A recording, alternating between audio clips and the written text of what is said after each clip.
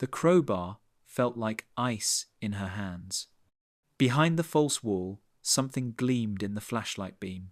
Gold, bars of it, stacked floor to ceiling. $30 million. Lisa Martinez had spent her last $1,000 on this crumbling cottage. Everyone had laughed.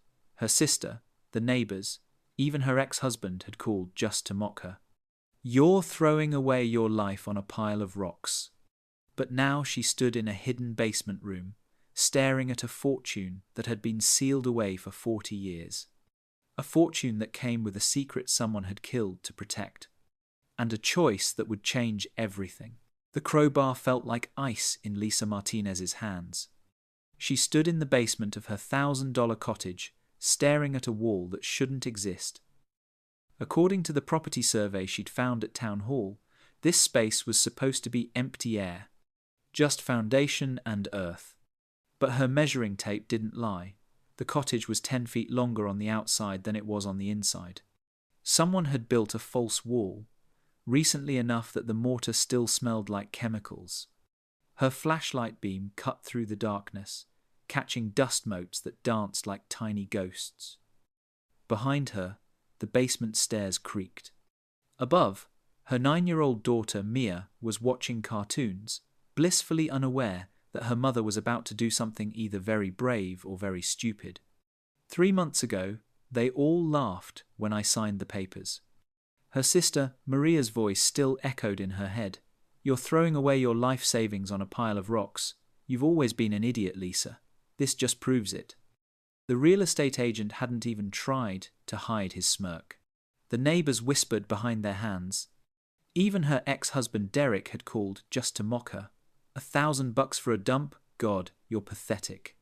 Lisa pressed the crowbar against the mortar line. The first brick crumbled away easier than she expected. Then the second. Then the third. Behind the wall, something gleamed in the flashlight beam. Metal, gold maybe, or just old pipes that would cost another fortune she didn't have to replace. "Mom." Mia's voice drifted down the stairs. "Are you okay down there?" Lisa's heart hammered against her ribs. This house was supposed to be their fresh start, their escape, their proof that she could give Mia something better than motel rooms and shame. But what she found behind that wall would prove everyone wrong. It would also make her question everything she thought she knew about the previous owner, and why Dorothy Kellerman had wanted her, specifically, to find this. But let's back up, because 3 months ago, Lisa Martinez had been a completely different person. She was 34 years old, working double shifts as a hospital orderly in rural Vermont, mopping floors, emptying bedpans, smiling at doctors who looked right through her like she was part of the furniture. Every penny she earned went into a coffee tin she kept under the motel sink. The label read, "Our House Fund," in Mia's careful handwriting. Inside, $1,847, 3 years of sacrifices, of choosing the dollar menu, of telling Mia, maybe next birthday, when she asked for new shoes. The motel room smelled like mildew and someone else's cigarette smoke. The neighbors fought every night. The door lock was broken. And every week, the manager looked at Lisa like she was one missed payment away from the streets.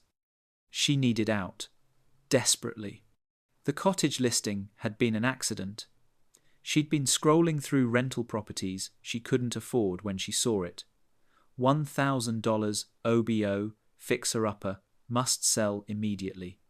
The photos showed a stone cottage buried in ivy, windows boarded, roof sagging like a tired old woman. But the bones looked solid, and the price was exactly what she had. The seller was a lawyer handling Dorothy Kellerman's estate, an elderly woman who'd died 3 months earlier with no living relatives, no one to inherit, no one who cared. "The property needs significant work," the lawyer had said on the phone, his tone making it clear he thought Lisa was wasting his time. Miss Kellerman was reclusive. The cottage has been essentially sealed for 40 years. "I'll take it," Lisa had said before she could talk herself out of it. Her sister, Maria, had laughed so hard she'd cried. $1,000 for a condemned cottage? Lisa, you've finally lost your mind. You're going to end up homeless, and you're going to take that poor kid with you. The real estate agent had smirked during the signing. The neighbours in her new town whispered behind their hands when she drove past. Even Derek, her ex-husband, had called to gloat. Always knew you'd fail without me. But standing there in the lawyer's office, Lisa had felt something she hadn't felt in years. Hope. The cottage wasn't just 4 walls and a roof. It was a chance, a fresh start, a place where Mia could have her own room and Lisa could sleep without one eye open. Of course, what Lisa didn't know then was that Dorothy Kellerman had left her something else entirely, something hidden in the walls, something that would force Lisa to choose between the security she'd fought for and a truth that had been buried for decades. But first, she had to find it.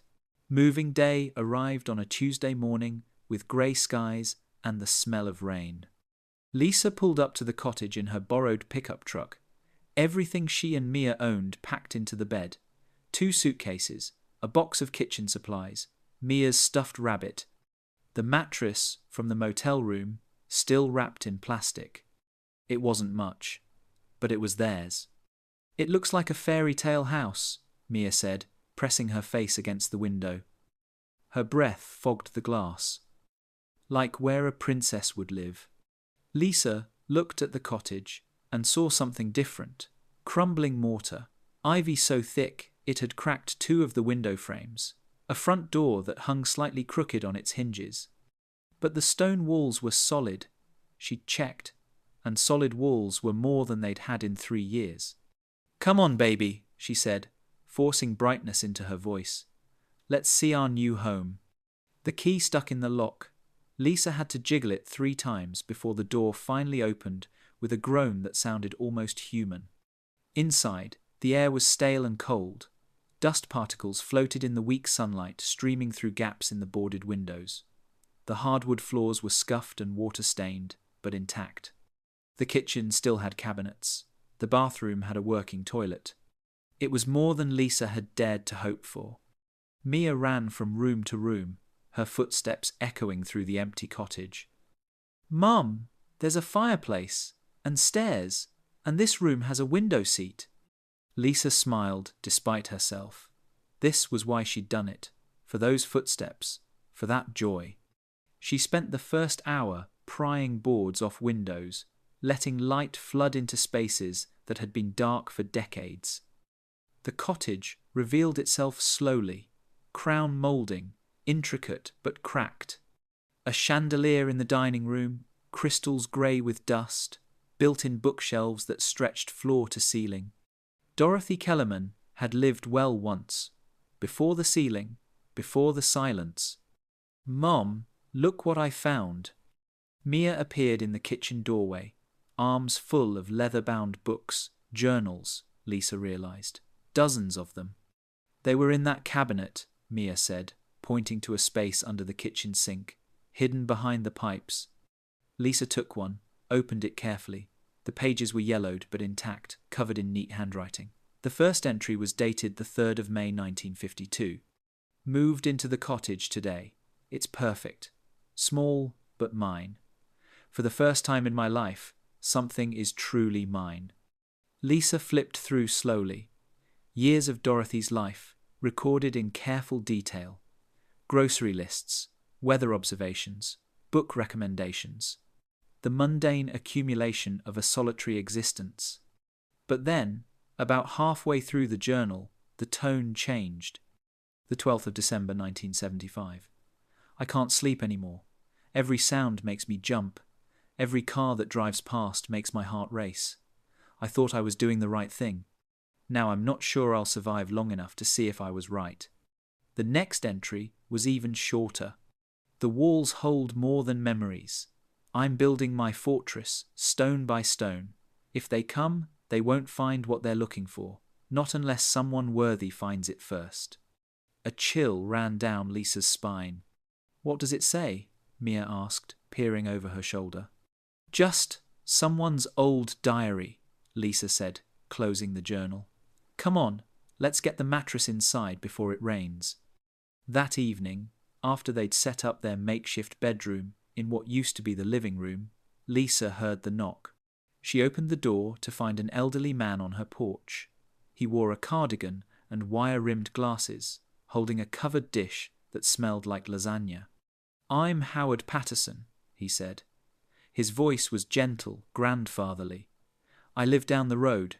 Thought you might be too tired to cook tonight. That's very kind, Lisa said, taking the dish. The warmth felt good against her hands. I'm Lisa. This is Mia. Mia waved from behind her mother's legs. Patterson's eyes drifted past them, into the cottage. Something flickered across his face. Not quite fear, more like caution. So you bought Dorothy's place, he said. Brave of you. Did you know her? Everyone knew Dorothy, or thought they did. He paused. She worked at the Millbrook Bank for 20 years. Quiet woman, kept to herself. Then, in 75, something changed. She sealed up this cottage like she was preparing for a siege, installed new locks, stopped coming to town except for groceries. Why? Patterson shook his head. No one knew. People said she'd gone paranoid. Others said she'd seen something she shouldn't have. There was a big bank robbery that year. 30 million in gold. Can you believe it? Security guard got sent to prison. Some folks wondered if Dorothy knew more than she let on. Lisa's stomach tightened. What do you think? I think Dorothy was terrified of something, Patterson said quietly. Or someone. And I think she spent 40 years making sure whatever she was hiding stayed hidden. He tipped his hat and turned to leave, then paused. One more thing. If you start renovating, be careful. This cottage, it's not built the way it should be. Dorothy had some work done in 75, added walls. Changed things. The structure doesn't quite match the original blueprints. What do you mean? But Patterson was already walking down the path, his figure disappearing into the twilight. Lisa closed the door and leaned against it, her mind racing. That night, after Mia fell asleep on their shared mattress, Lisa walked through the cottage with a measuring tape. She started at the front door, measured the width of the living room, the depth of the kitchen, the length of the hallway to the back bedrooms. Then she went outside with a flashlight and measured the exterior walls. The numbers didn't match. According to her measurements, the cottage was 10 feet longer on the outside than it was on the inside. Someone had built a false wall, a hidden space large enough for a small room. Lisa stood in the darkness, staring at the stone cottage that was supposed to be their salvation. Dorothy's words echoed in her head. The walls hold more than memories. She descended into the basement for the first time. The stairs were narrow and steep, the air thick with the smell of earth and stone. At the bottom, she found exactly what she was looking for. A wall that looked newer than the others, mortar that was a slightly different colour, and 3 deadbolts on the basement door itself, all installed from the inside. Dorothy hadn't been keeping people out. She'd been keeping something in. Lisa pressed her ear against the wall, listening. For a moment, there was only silence. Then she heard it, a faint metallic sound, like wind chimes or coins settling. Something was behind that wall, and Dorothy Kellerman had spent 40 years making sure no one would find it. Lisa couldn't stop thinking about that wall. For 3 days, she tried to focus on practical things, scrubbing floors, patching leaks, making the cottage livable for Mia. But every time she passed the basement door, she felt the pull. Something was down there, something Dorothy had spent 40 years protecting. On Thursday morning, while Mia was at her new school, Lisa drove to the town hall. The building smelled like old paper and floor wax. A bored clerk directed her to the basement archives, where property records were kept in filing cabinets that looked older than Lisa's grandmother. She found the cottage's file wedged between 2 others. the folder swollen with decades of paperwork. The original deed was from 1952, Dorothy Kellerman, single woman, bank clerk. Purchase price, $8,000. Lisa flipped through building permits, tax assessments, utility records, everything normal until she reached 1975. There, stapled to a faded carbon copy, was a building permit for basement expansion and structural reinforcement. The contractor's name was listed as Joseph Chen. The permit was dated the 15th of August, 1975, 3 weeks after the bank robbery. Lisa's hands trembled as she photographed the document with her phone. She drove to the hardware store next, spending precious dollars on a crowbar, work gloves, and a heavy-duty flashlight. The clerk, a middle-aged man with paint-stained hands, raised an eyebrow. Big project. Something like that, Lisa said. As she was loading the tools into her truck, a voice stopped her. You're the one who bought Dorothy's place. Lisa turned. An elderly man stood by a rust-spotted pickup, weathered face creased with age. He wore work boots and a flannel shirt that had seen better decades. I am, Lisa said carefully. Name's Joe Chen. I heard you were asking about old building permits. Lisa's heart skipped. You did the work on Dorothy's cottage, in 75. Joe nodded slowly. I did. She paid me in cash. $3,000, which was good money back then. He paused. She made me promise never to tell anyone what I built. A false wall. His eyes sharpened. You found it? Not yet, but I know it's there. Joe was quiet for a long moment, studying her face. Dorothy was scared, most scared I've ever seen a person. She kept looking over her shoulder while I worked, jumping at every car that passed. Did she say why? No, but I remember the date. It was right after that bank robbery. Big news around here. 30 million in gold bars, just gone. They arrested the security guard, Thomas Wright. Poor bastard swore he was innocent, but they sent him away anyway. Lisa's pulse quickened. Did you know him? Everyone knew Tom, good man, honest. He and Dorothy were. Joe trailed off, something painful crossing his face. Well, she took it hard when they arrested him. Real hard. The pieces clicked together in Lisa's mind. Dorothy and Thomas. Together. The wall I built, Joe continued. It was perfect. Professional work. But Dorothy did something after I left. I came back a week later to check my work, and she'd bricked up the entrance herself. Amateur job, but effective. Like she wanted to make sure only someone really determined could get through. Why are you telling me this? Joe's expression softened. Because Dorothy was a good woman who lived 40 years in fear.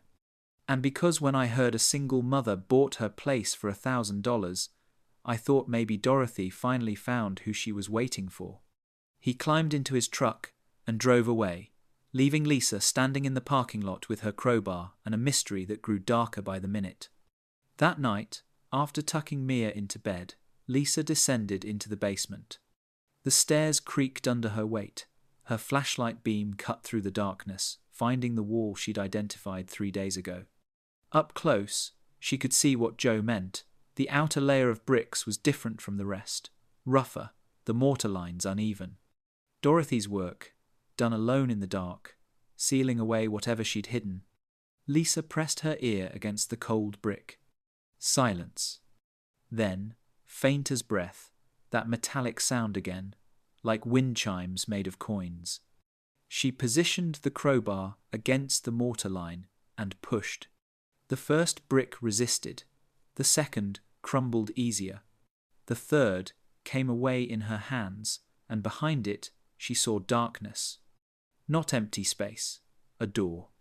Steel, modern, completely out of place in a 1950 seconds cottage basement. And on that door, a combination lock. Lisa sat back on her heels, breathing hard. Her mind raced. 6 numbers. Could be anything. Birth date, anniversary, random sequence. She pulled out her phone and scrolled through photos of Dorothy's journals, found the entry she was looking for. The 12th of December, 1975. I can't sleep anymore. The 12th of December, 1975. The 12th of December, 2075. But combination locks needed 6 digits, not a date format. Unless. Lisa spun the dial. 1, 2, 1, 2, 7, 5. Nothing. She tried again. 12, 12, 19, 75. Still nothing. Frustration burned in her chest. She'd been so sure. Wait. She flipped back through the journal photos, looking for something else, something more important than the date Dorothy wrote about her fear. And then she found it, an entry from earlier in the year, before everything changed. The 3rd of August 1975. Tom proposed today.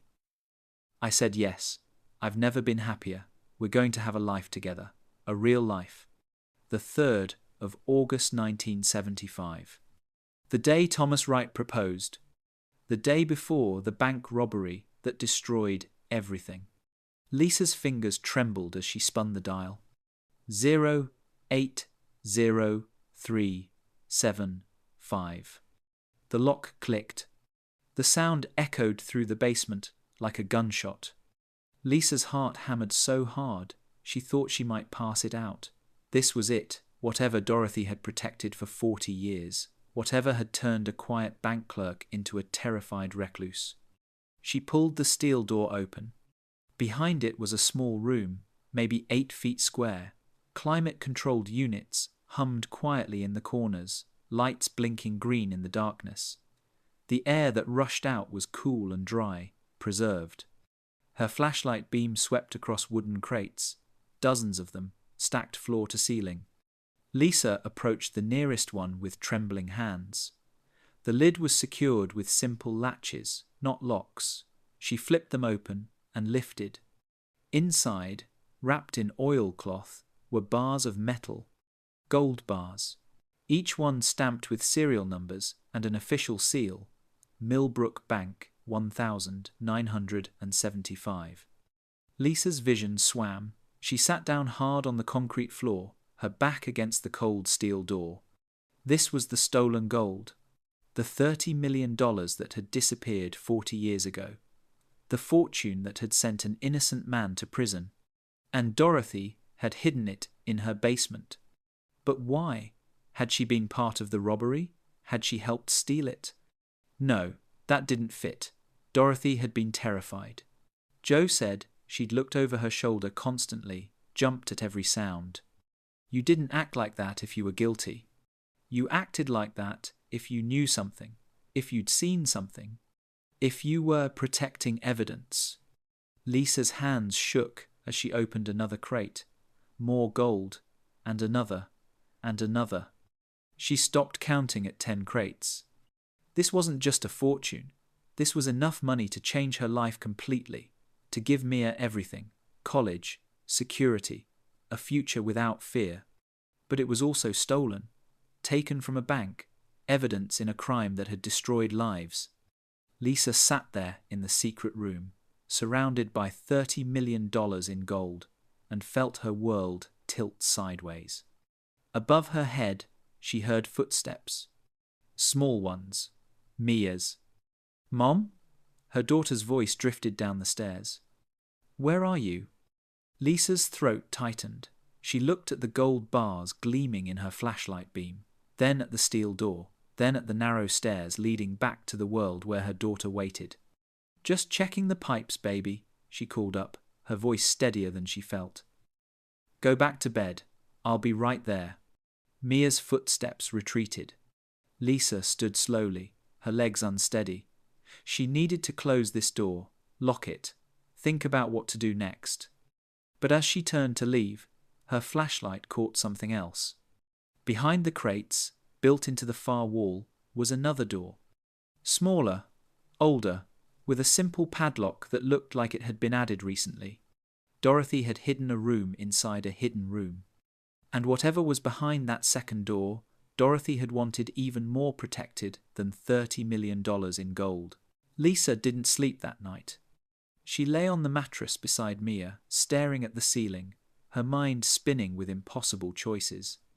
$30 million. The number felt surreal, like something from a movie, not from her life of dollar menus and late rent payments. She could take just one bar, sell it quietly. No one would know. The rest could stay hidden, just like Dorothy had kept it hidden for 40 years. One bar would be enough for Mia's college fund, for a real house, for a life without fear. But every time she closed her eyes, she saw Thomas Wright's face from the newspaper article Patterson had mentioned, a young security guard, smiling in his uniform, innocent, according to Joe Chen, sent to prison anyway. And Dorothy, spending 40 years alone, protecting stolen gold while the man she loved rotted in a cell. Why hadn't she used it to prove his innocence? That question gnawed at Lisa until dawn. When morning came, she waited until Mia left for school, then returned to the basement. The steel door stood open. The gold bars gleamed in the fluorescent light from the climate control units, and beyond them, that second door waited. Lisa approached it slowly, her work gloves rough against her palms. The padlock was cheap, hardware store quality, the kind you'd use on a shed, not a vault. She found bolt cutters in the cottage's garage, probably left behind by whoever had cleaned out Dorothy's belongings. 3 attempts, and the lock snapped. The door swung inward. Behind it was a smaller space, barely a closet. No gold, no treasure. Just papers. Boxes and boxes of them, carefully organized in plastic sleeves. Lisa pulled the nearest box down and opened it. Bank records, deposit slips, transaction logs, all from Millbrook Bank, all from 1975. She flipped through them, her confusion growing. These looked like normal banking documents, nothing obviously suspicious. Then she found the photographs. Black and white security camera stills, grainy but clear enough, dated the 4th of August, 1975, the day of the robbery. The first photo showed the bank's vault door, open. The second showed 2 men loading gold bars into a cart. Neither was wearing a security guard uniform. Lisa's breath caught. She grabbed more papers, found a handwritten note in Dorothy's careful script. Richard Morrison, bank manager, key holder, seen entering vault at 2:47 a.m., 3 hours before the robbery was reported. Another note. Detective Paul Hendricks, first responder, removed security footage before federal investigators arrived. I made copies first, and a third. Martin Cross, assistant bank manager, transferred $500,000 to offshore account 1 week after Thomas's conviction. I have the wire transfer records. Lisa sat down hard on the concrete floor, papers spreading around her like fallen leaves. This wasn't just stolen gold. This was evidence of a frame-up. Dorothy hadn't stolen anything. She'd been a witness, maybe the only witness who'd known the truth. She'd collected proof, documented everything, and then she'd hidden it all, along with the gold, waiting for someone brave enough to bring it into the light. But why hadn't she done it herself? Lisa found the answer in another journal, this one stored separately from the others. The leather cover was worn smooth, like it had been held often. The 15th of September 1975. They came to my house tonight, Morrison and Hendricks. They know I know. They said if I told anyone, I'd end up like Tom, in a cell, or worse. They said accidents happen to lonely women who ask too many questions. I'm so scared, but I can't let Tom die in prison. I won't. The 3rd of October, 1975. I tried to go to the FBI today, got as far as the parking lot. But Morrison was there, watching. Just watching. He didn't say anything, didn't have to. I'm sealing everything tomorrow. If I can't save Tom now, maybe someone else can save his memory later. The final entry was dated 3 months ago, days before Dorothy died. To whoever finds this, I failed him. I was too afraid. They watched me for 40 years, and I let them win. But you can finish what I couldn't, please. Tell the world Thomas Wright was innocent. Tell them he died for nothing, and the men who did this are still free. I'm sorry, Tom. I'm sorry I wasn't brave enough. Lisa's hands trembled as she set the journal down. Dorothy had lived with this for 40 years. This terrible knowledge, this crushing guilt. And now it was Lisa's burden. She gathered the evidence carefully, the photographs, the bank records, the handwritten notes documenting Morrison, Hendricks, and Cross, every piece of proof Dorothy had collected. Then she climbed the basement stairs and made a decision. She called the number Patterson had given her when he'd brought the lasagna. He answered on the third ring. Mr. Patterson, it's Lisa Martinez. I need to talk to you about Dorothy and the bank robbery. Silence. Then, carefully, what did you find? Everything. The gold, the evidence. I know who really did it. Lisa. His voice dropped. Hang up the phone right now. What? Hang up. Lock your doors. Don't talk to anyone. I don't understand. Morrison, Hendricks, and Cross. They're still alive, still powerful, still watching. Lisa's blood turned to ice. How did you know those names? Because Dorothy told me. 20 years ago, when she finally trusted someone enough to talk. I tried to help her, tried to convince her to go to the authorities. But she was right to be afraid. His voice cracked. My house burned down 3 days later. Insurance called it electrical, but I knew. Lisa's legs felt weak. She sat down at the kitchen table, gripping the phone. They're old men now, Patterson continued. But old men have sons, have connections, have money to protect. Dorothy knew they'd never let the truth come out. That's why she waited, hoped they'd die first. But Thomas Wright is already dead, Lisa said. He died in prison. What's the point of proving his innocence now? He has a daughter, Sarah. She lives in Portland, spent her whole life believing her father was a criminal. Lisa closed her eyes. Another daughter, another woman carrying shame that wasn't hers. What do I do? She whispered. Patterson was quiet for a long moment. You have a daughter of your own. Maybe you do what Dorothy did. Hide it, stay safe, wait for someone else. For 40 more years.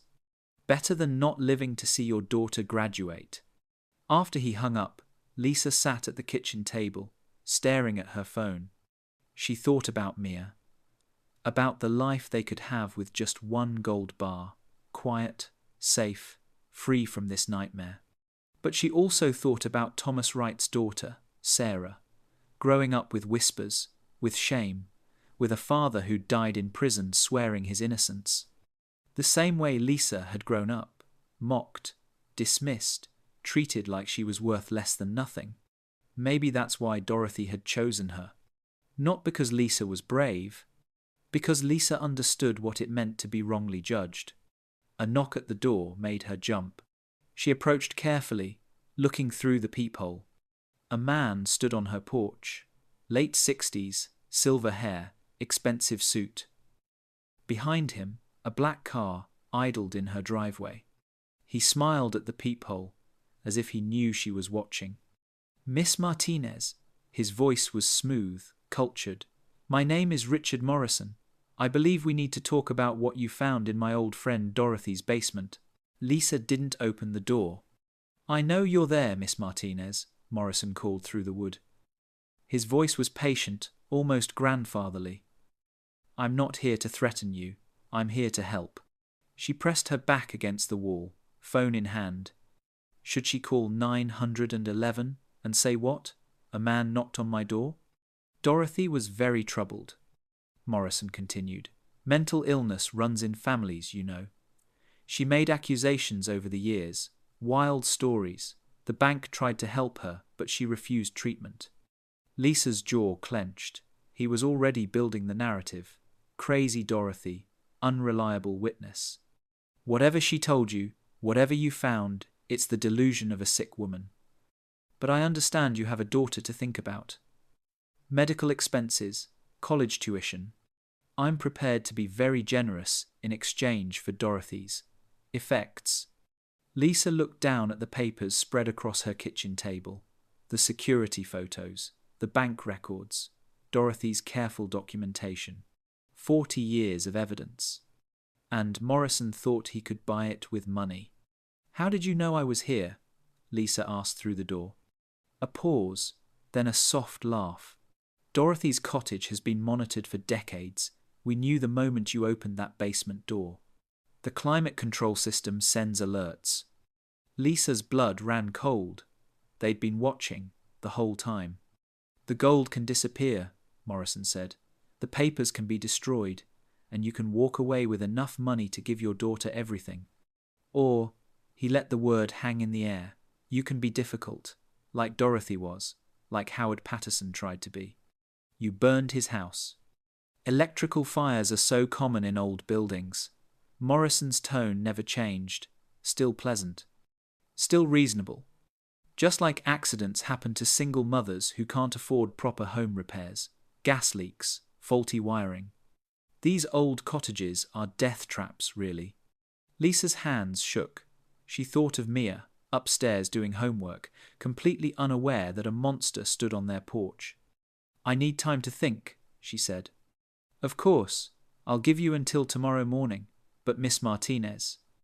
His voice hardened slightly. Don't do anything foolish. Don't call the police.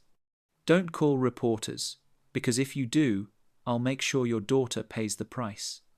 Children are so vulnerable, aren't they? His footsteps retreated. The black car drove away. Lisa sank to the floor, her breath coming in ragged gasps. She'd thought finding the evidence would solve everything. Instead, it had painted a target on her back and on Mia's.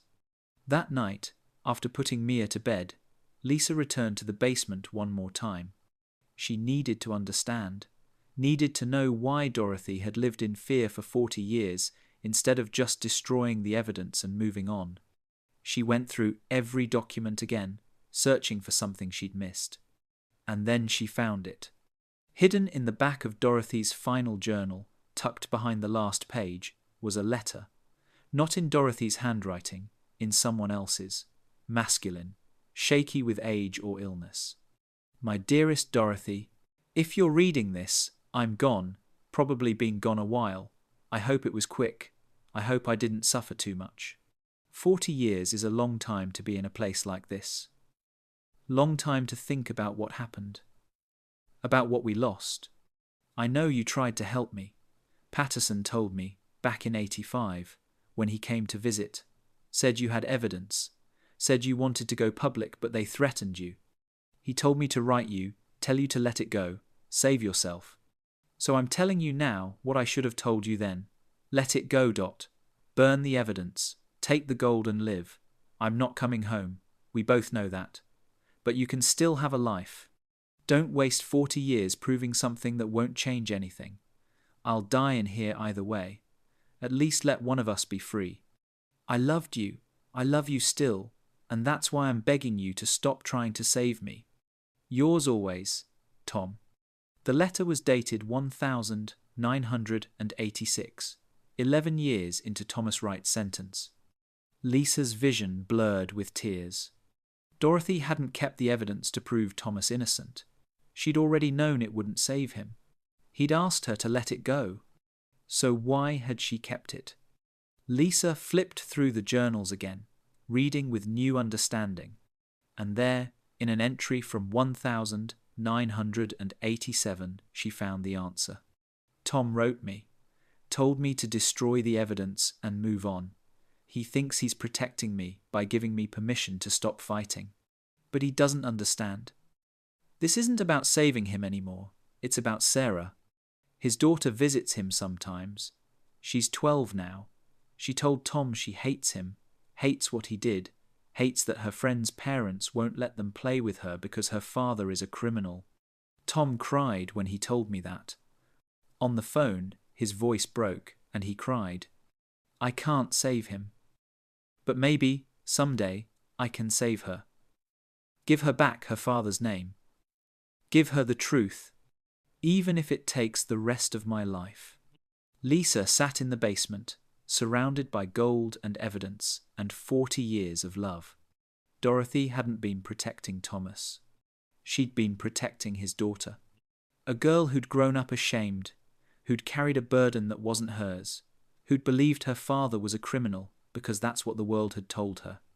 Just like Lisa had grown up believing she was worthless because that's what her family had told her. Just like Mia might grow up believing her mother was a failure if Lisa didn't prove otherwise. Lisa understood now why Dorothy had chosen her.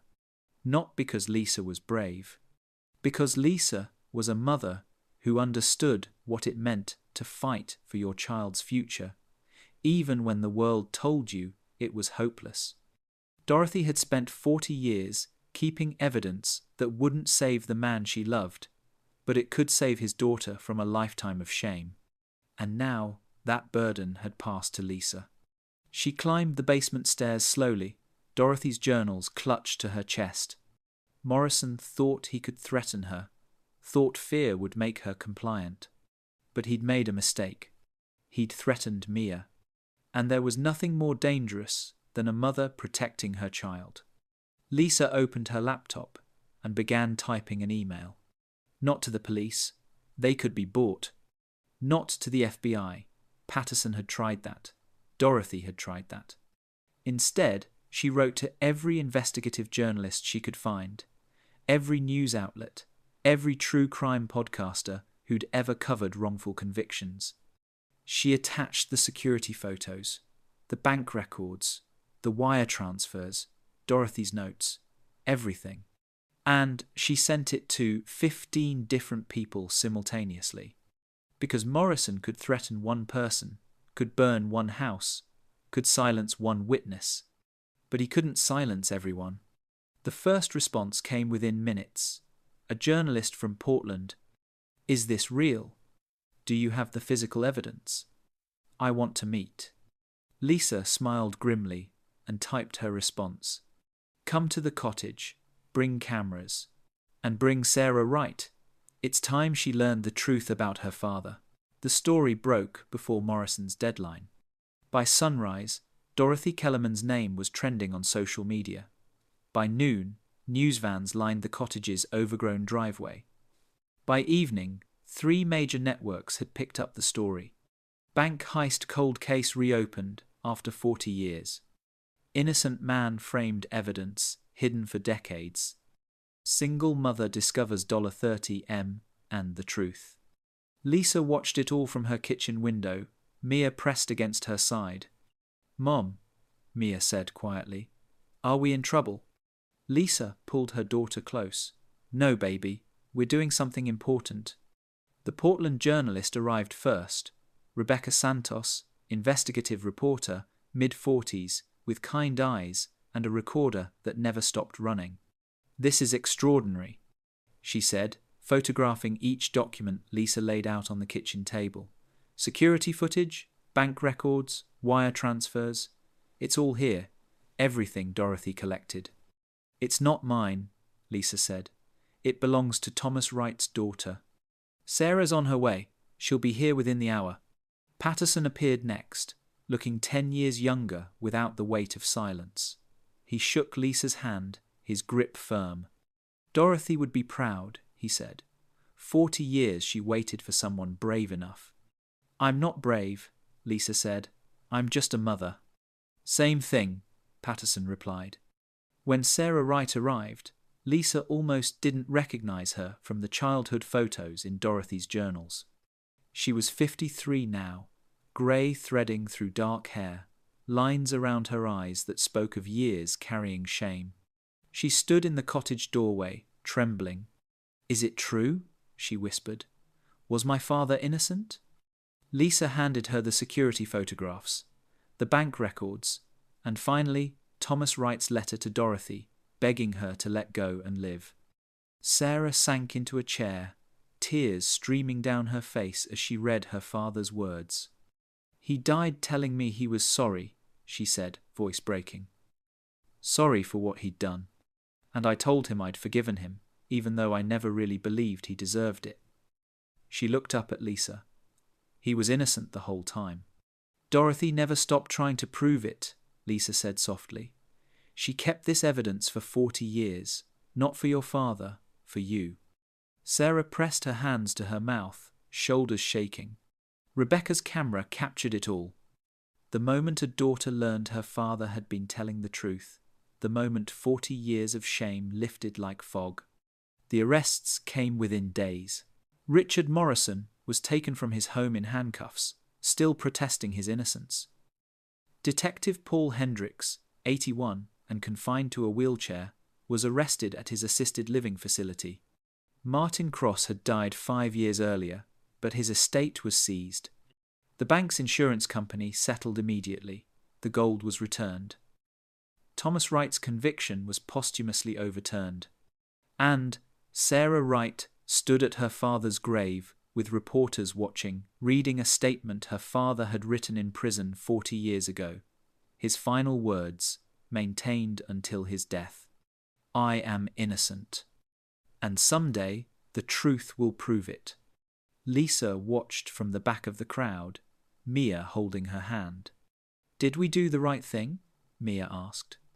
Lisa thought about the gold they could have kept, the easy life they could have had. Then she looked at Sarah Wright, crying over her father's grave, but crying with relief now, with vindication. Yeah, baby, Lisa said. We did exactly the right thing. The cottage became famous for a while. People drove by to take pictures. Documentaries were filmed in the basement.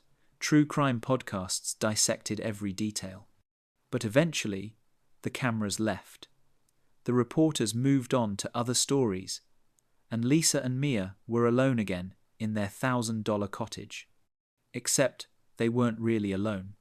The insurance company had paid Lisa a reward, not $30 million, but $300,000 for the gold's recovery, enough to restore the cottage properly, enough for Mia's college fund, enough for a real life. Sarah Wright visited sometimes. She'd sit in the kitchen where Dorothy had written her journals, and she'd tell stories about her father. The good man he'd been. The innocent man who'd died in prison. And slowly, the cottage stopped being a crime scene and became what Dorothy had always intended. A home. 6 months after the story broke, Lisa stood in the basement one final time. The gold was gone, the evidence was gone. The surveillance system had been dismantled. But something remained. On the wall where the false bricks had been, Lisa hung a photograph.